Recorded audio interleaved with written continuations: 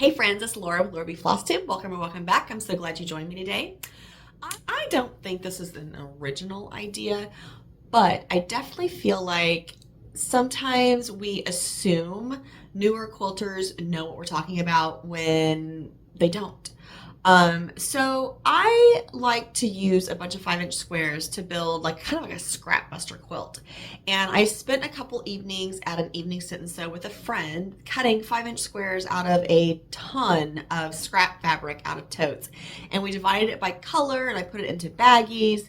So now I have all these 5-inch squares so I can build cute little scrap buster checkerboard quilts very quickly and easily. So let me show you how I'm organizing those scraps, and then I'm going to show you how I put together a quick, easy checkerboard scrap buster quilt. So in this tote are different Ziplocs of different colors for my scraps. So when you look in like this bag, I have a bunch of reds, and then this one has blacks and whites. This one has blues and teals, and it goes on and on and on and on.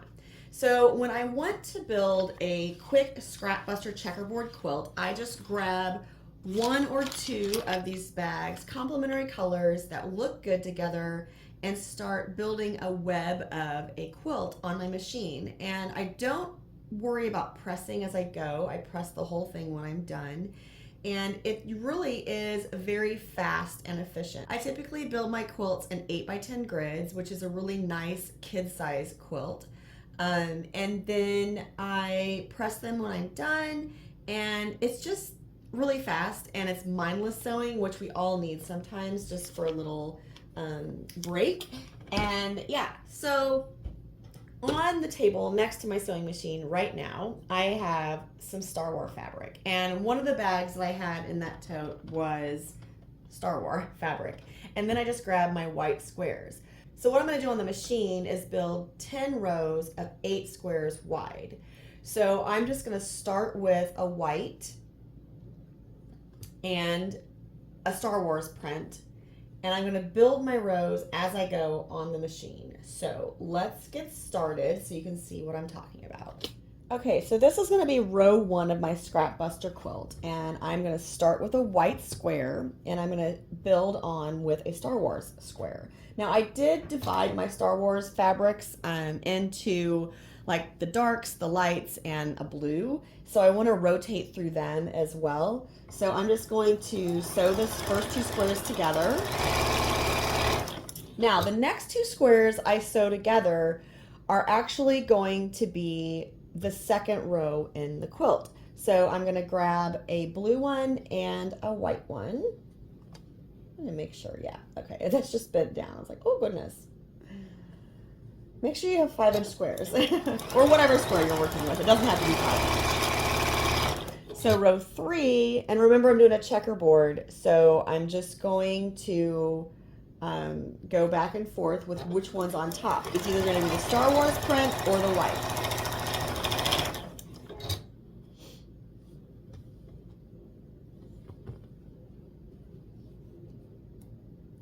And for this first 2 blocks in the rows, I will just rotate through my Star Wars and the white prints.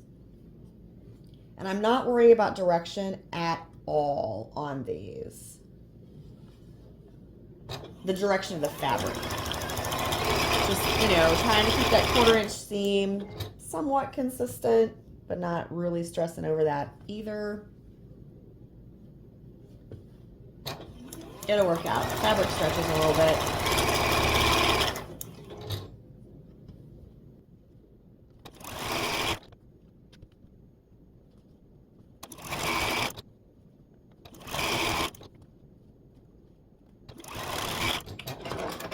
Now I'm going to cut that entire thing off and pull it way back down. It's going to just be in my lap. And then I'm going to build out the 3rd block in each row. So obviously I had a white and then a Star Wars, so the next one will be white.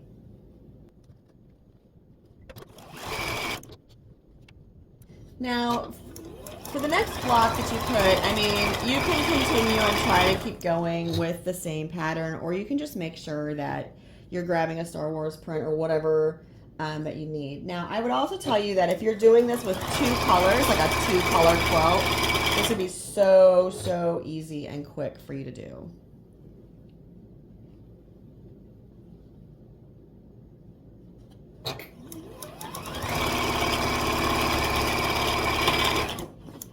Notice I'm not cutting any of the threads between the blocks, between the rows, because all of that will create my webbing that I want that will help me get all these rows together at the end.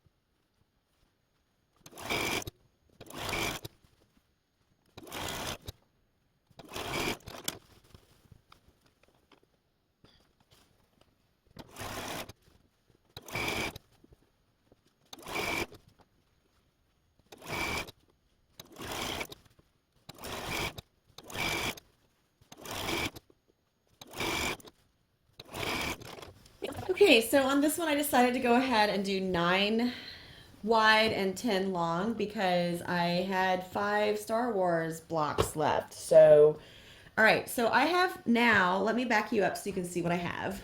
So now I basically have this quilt top that is all together, all the rows, and it's just webbed together. So like all those little chains between each of those blocks are holding it all together. This is kind of a cool little, woo, woo, woo. But so now all I gotta do is start flipping the rows down and sewing them together. And yeah, 9 more seams and I will have a completed kid quilt top. Okay, so no, I did not press anything. I have not pressed anything at all for this so far. I'm going to flip the first row over onto the second, and I'm going to match up my seams, and I'm going to nest them, and I'm just going to pick a direction, right?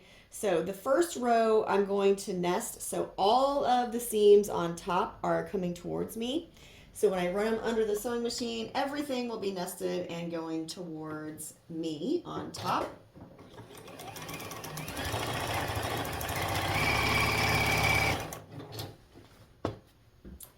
And my chains are long enough that it gives me a little bit of wiggle room. So you don't have to cut anything apart. You don't have to worry about that. This is like the pure definition of chain piecing because all of my rows are held together by those little chains. And it just allows you to keep going.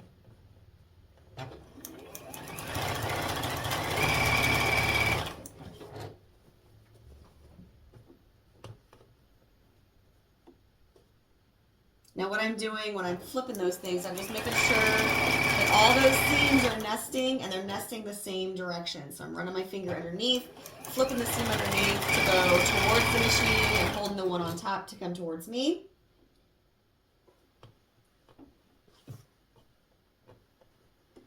And that way all my little blocks will line up.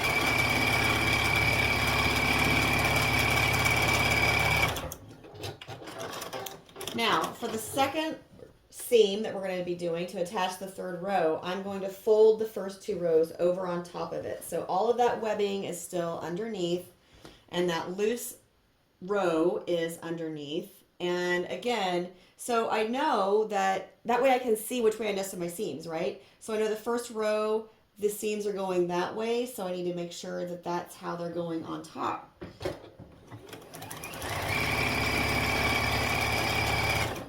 That's why I didn't flip it over to have my loose rows on top of this project, because I want to see which way those seams are nested. Because I'm not going to trust myself to remember.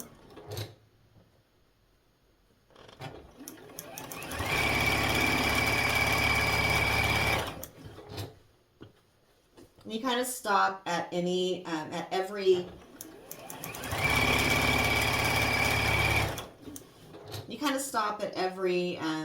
junction of your seams, every interlocking seam or intersection of seams, I guess, to line up the next one. And you'll also notice I'm not pinning. No pinning, no pressing. Love these cute little checkerboard quilts. They're so cute. And if you have like a huge variety of like juvenile prints, you could totally do like an I Spy quilt quickly and easily like that.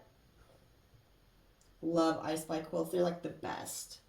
Especially for little kiddos, learning shapes and colors and objects. Let's be honest, I like I Spy quilts at my age, and I'm nowhere close to being a little kiddo.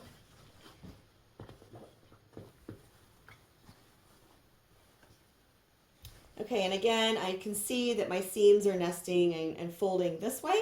So that's how I want this other, the one that I'm sewing on, that seam, that's how I want them laying. No twisted seams that way.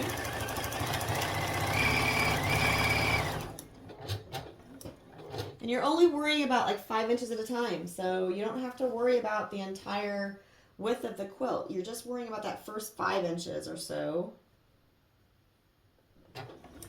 Or whatever size square you're working with. And you can do this with any size square. I know that there's a really cool 36 patch block out there that uses like 1.5 inch squares. It's ridiculous. Just lots of little pieces. But you could totally do that with this process and make it a little quicker, I guess. It'd be cute to get like mini charms of all your favorite lines and build those 36 inch or 36 patch squares out. And when I'm talking about this 36 inch patch or 36 patch block, it's really just 36 little squares, 6 by 6.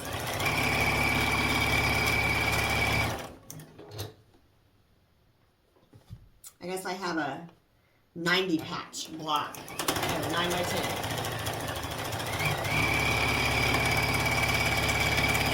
All right, I'm going to continue sewing more of these rows on using that same process of just folding what's done over on top, checking my seams to see which way that those seams need to lay so they're nested correctly. And when I get all of the 10 rows together, then we'll have a reveal.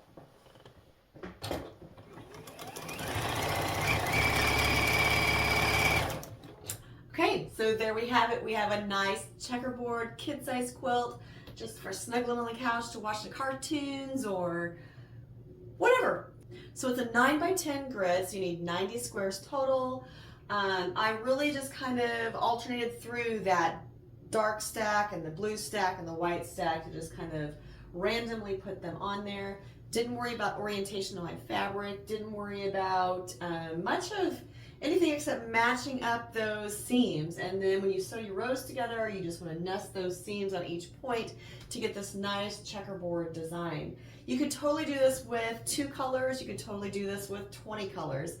So whatever works for you, whatever your stash gives you to work with, this is a great, quick, easy project. I hope you picked up some tips on just the whole webbing process and the chaining process and how that works and how you can just build your rows out on your machine, sew all your rows together and not have to pin or press the whole entire time. So, and now obviously if you're making a huge quilt, you could still do the same thing and do these smaller sections and then join them together. So if I wanted to make a twin or a queen size quilt, I might make 4 or 6 sections that are 9 by 10 or 10 by 10 and then join those sections together to increase the size of your quilt top. But it's a great method to just have kind of in your bag of tricks, and it's a great method to use if you're trying to get some service quilts whipped up for a project real quickly, or even just a baby quilt or a gift quilt for a friend that you just need a quick, easy quilt top to put together and gift or give or keep for yourself. So like I said, I hope you picked up some tips and tricks from this video. Leave me a comment down below. Let me know what you think. Have you used this process before? Have you tried it? Is this something totally new to you? Do you have questions about it? Let me know in the comments below. I do make sure to check those. Until next time, I hope you find joy in all you do. Carve out some time for crafting and creating, and make sure it is always happy stitching.